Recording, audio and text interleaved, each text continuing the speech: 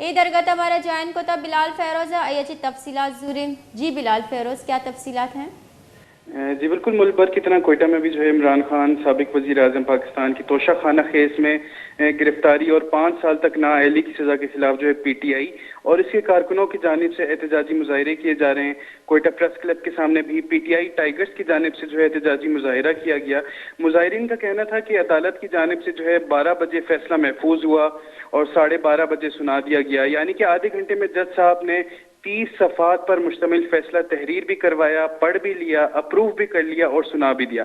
लिहाजा इनका खदशा है कि किसी के कहने पर जो है ये फैसला सुनाया गया है, लिहाजा उनका मुतालबा है कि इमरान खान को जो है फौरी तौर पर रिहा किया जाए। और मजीद तफसीलात के मुताबिक जो है PTI के कारकुनान को दूर दराज इलाकों से भी बुला लिया गया है वो आकर मनान चौक कोयटा पर जो है पुरअमन एहतजाजी धरना दें और किसी भी जो है नाखुशगवार सूरत हाल से निमटने के लिए कोयटा में पुलिस की नफरी भी बढ़ा दी गई है और इसके साथ साथ सिक्योरिटी भी मजीद सख्त कर दी गई है ताकि 9 मई की तरह जो है फसाद ना हो और सरकारी अमलाक को जो है नुकसान का अंदेशा भी ना हो। जी बहुत बहुत शुक्रिया बिलाल फेरोज।